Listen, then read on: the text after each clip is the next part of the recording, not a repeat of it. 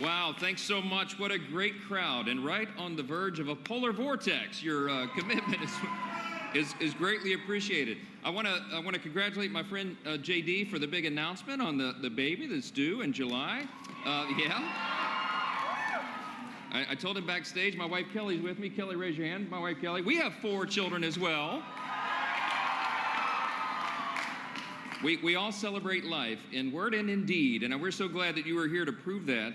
This is an important weekend. It always is, because we welcome the opportunity to recommit ourselves to this cause of life and to remember why it is we gather in March in the cold weather. It's important for us to stand together. And my friends, it's especially important this year because, as you know, this is the year we celebrate our nation's 250th birthday, the greatest nation in the history of the world.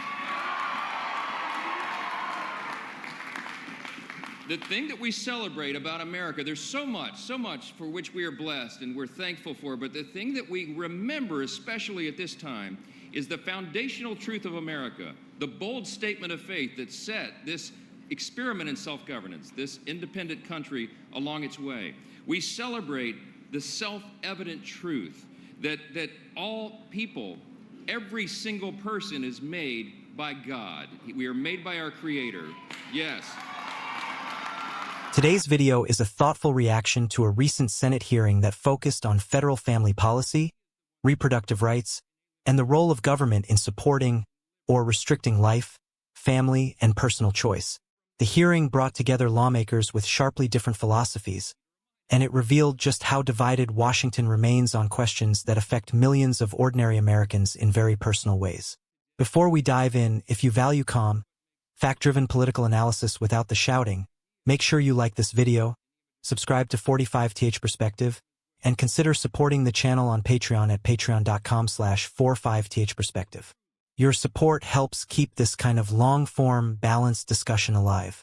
Now, let's talk about what actually happened in this Senate hearing. At its core, the hearing was about how far the federal government should go in shaping policies around pregnancy, family support, healthcare funding, and individual rights. Republicans and Democrats came into the room with very different starting points. For conservatives, the focus was largely on protecting unborn life, strengthening families, and ensuring taxpayer dollars are not used in ways they morally oppose. For progressives, the emphasis was on personal autonomy, access to health care, and the concern that restrictive policies disproportionately harm women, low-income families, and marginalized communities. One thing that stood out immediately was how much of the debate wasn't really about new facts, but about values. Both sides cited data, studies, and personal stories, but they were often talking past each other because they define the problem differently. That's important to understand if you're watching this from home and wondering why these debates never seem to move forward. Supporters of stricter pro-life policies argued that the federal government has a responsibility to protect the most vulnerable, and in their view, that includes unborn children. Several senators referenced the idea that rights are inherent, not granted by government, and that life must come before any other freedom. They also pushed back on the idea that pro-life policy ends at birth, pointing to tax credits, adoption incentives, and family-focused economic policies as evidence that their approach is broader than critics claim. From this perspective, the hearing was framed as a moral reckoning. The argument was essentially this: if society believes human life has value, then government policy should reflect that belief consistently. These senators argued that federal funding should never support institutions that perform abortions, and that public policy should encourage childbirth and family stability rather than treat pregnancy as a problem to be solved. On the other side of the aisle, Democratic senators raised serious concerns about access and equity. They argued that restricting abortion access does not eliminate abortion, but instead pushes it into unsafe or unequal conditions. Several pointed to medical professionals' testimony, emphasizing that pregnancy is not always straightforward and that blanket policies can interfere with doctors' ability to make urgent, life-saving decisions. There was also a strong focus on economic reality. Critics of restrictive policies argued that while tax credits and family incentives sound good on paper, they often fall short in practice, especially for families living paycheck to paycheck. They questioned whether existing programs truly offset the costs of childcare, healthcare, housing, and lost wages associated with pregnancy and early parenting. One of the most compelling moments in the hearing came when lawmakers from both sides referenced personal stories.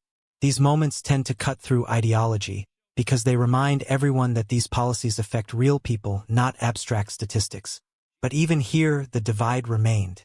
The same story could be interpreted as evidence for stronger protections for unborn life, or as proof that individuals need more freedom to make deeply personal choices without government interference. What makes this hearing especially important is its timing. We're in a political moment where the courts have shifted responsibility on abortion and family policy back toward legislatures. That means Congress, and by extension, voters, now play a much larger role in shaping outcomes. This hearing wasn't just about legislation. It was about setting the tone for future debates and upcoming elections. From a broader political context, this reflects a realignment happening in American politics. Republicans are increasingly framing themselves as the party of families, birth rates, and long-term societal stability, while Democrats are positioning themselves as defenders of individual rights, healthcare access, and gender equality. Neither framing is entirely wrong, and neither is entirely complete. Here's where my own analysis comes in. There's truth on both sides, and pretending otherwise doesn't help anyone. It's reasonable to argue that a society should care deeply about protecting life.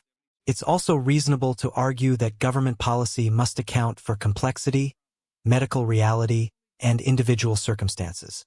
The challenge is that our political system often turns these tensions into zero-sum battles, where acknowledging nuance is seen as weakness.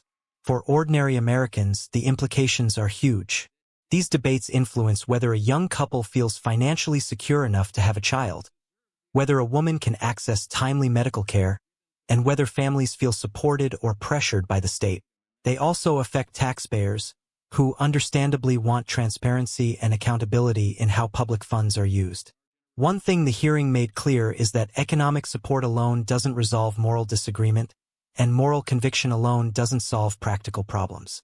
Family tax credits don't automatically guarantee stability, and access to abortion doesn't address why so many people feel unprepared for parenthood in the first place. If policymakers are serious about reducing abortions while respecting individual rights, the conversation has to expand beyond slogans. That means grappling with childcare costs, workplace flexibility, healthcare access, education, and cultural expectations around family and responsibility. It also means recognizing that people come to these issues with deeply held beliefs shaped by religion, experience, and personal. As viewers, it's also on us to resist the temptation to reduce everything to good versus evil. That kind of framing may be emotionally satisfying, but it rarely leads to better policy. The people affected by these decisions deserve seriousness, empathy, and honesty, not political theater. In the end, this Senate hearing didn't resolve the debate, and it probably wasn't meant to. What it did do was clarify where the lines are being drawn and how both parties are preparing to argue their case moving forward. For Americans watching from home, the question isn't just which side sounds more convincing, but which vision of society aligns with your values, and which leaders you trust to handle complexity responsibly. I'll leave it there for today. I'm really interested in hearing what you think about this hearing and the arguments made on both sides. Share your thoughts in the comments, but let's keep it respectful. These are serious issues, and thoughtful discussion is the whole point of this channel. The founders understood that we are made in the image of our Creator, and that He is the one that gives us our inalienable rights, the rights to life and liberty and the pursuit of happiness. Our rights do not derive from the government. They derive from God Himself, and we need to remind everybody of that. We celebrate that premise here today and every day because we understand that is what makes America unique and special, the idea that we are made in the image of God, and we owe our responsibility to Him as well, and we have to exercise that freedom in a responsible manner. This moment is truly, truly an historic one for the pro-life movement, and you all know that. For the first time since Roe v. Wade was reversed, we have the White House, the Senate, and the House all working together to deliver meaningful and historic pro-life victories. And just consider, as the Vice President was saying just a moment ago, just consider what 1 year of common sense pro-life leadership can actually accomplish. With President Trump and Vice President Vance, the Republican team is making and taking a new approach. For the first time, our greatest metric of success is not just the size of the gross domestic product or highs in the stock market. It is the strength of the American family again. That's what we've brought back. That's what we've brought back. We measure our success on the number of lives we save and the lives we improve and uplift with common sense, life-affirming policies. It's you, my friends, who will help us to usher in America's new golden age, as President Trump says. And as Vice President said here, Republicans are working hard to deliver on the mandate that you gave us in the last election to make it easier than ever before to raise a family in this great country of ours. And because we know that support for American families doesn't end at birth, our policies reflect this. With the Working Families Tax Cuts, for example, we passed the most pro-life and pro-family legislation that has been signed into law in decades. And we did it on July 4th last year. We worked hard, this group of legislators behind me and all of our colleagues, we worked hard to expand the child tax credit, to enhance the adoption tax credit. And we launched the first of its kind Trump investment accounts for every newborn in America. Thanks to this bill, we also delivered the largest middle and working class tax cuts in the history of this country. And yeah, that's right, worthy of applause. We put more money in your pocket, and you can decide what's best for your family instead of government bureaucrats. We also achieved something that is totally unprecedented, and it was mentioned a little bit earlier, and we should say it again. For years now, we know that Medicaid funds have skirted the essential protections under the Hyde Amendment and funneled tax dollars to abortion providers. And we said no more. And in the Working Families Tax Cut, the big, beautiful bill, for the first time ever, we finally defunded big abortion. And it was a long time coming.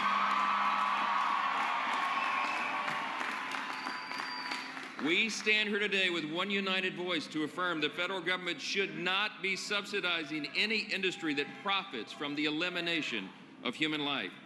And today I'm so proud to stand along so many principal leaders here in Congress. You heard their names. They helped us achieve these victories. Chris Smith, as was said, for 4 decades has been leading the pro-life caucus in Congress. Just this week, Congresswoman Michelle Fischbach, Michelle, raise your hand. She introduced her bill, ensuring federal assistance can be used to support pregnancy resource centers across the country. That's a big thing. We know how important those centers are to give hundreds of thousands of pregnant women and moms a choice in the care they receive. Another warrior, Congresswoman Ashley Hinson, passed her bill, the Pregnant Students' Rights Act, which equips young women finishing their education with the resources they need to choose life. I could go on and on, yes. I could be up here all day telling you about all of the things that are being done, but you need to know, in summary, that we are fulfilling our promises. And that promise that is central to what we stand for is to protect the sanctity of human life. We contend these warriors, and I tell you what, in the election cycle coming up this year, we're going to send some more pro-life champions here to Congress.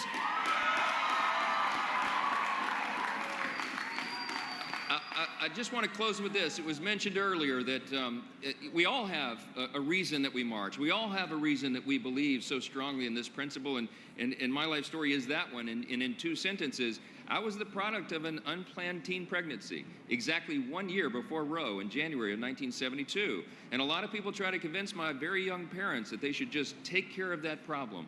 But I am eternally grateful that they allowed me the chance at life.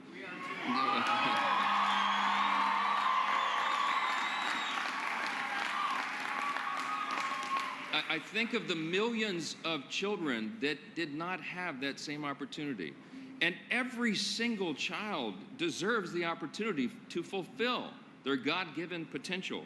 And it is up to us to defend that freedom and that right, that essential freedom to be born, the unalienable right to life that is imperiled in our generation. And we're so grateful that you are willing to march and stand and speak for that issue.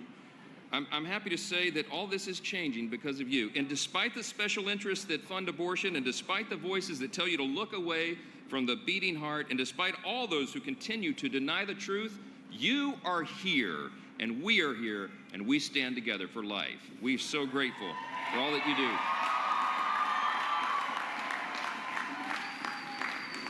Every Every single one of you has the power to change hearts and minds and ultimately to save lives, and we can never forget that, and I know that you want. I want to thank you all for coming out, braving the cold and the weather that's on the way. It's worth it. We're going to save lives together. God bless you all. May God bless the United States of America.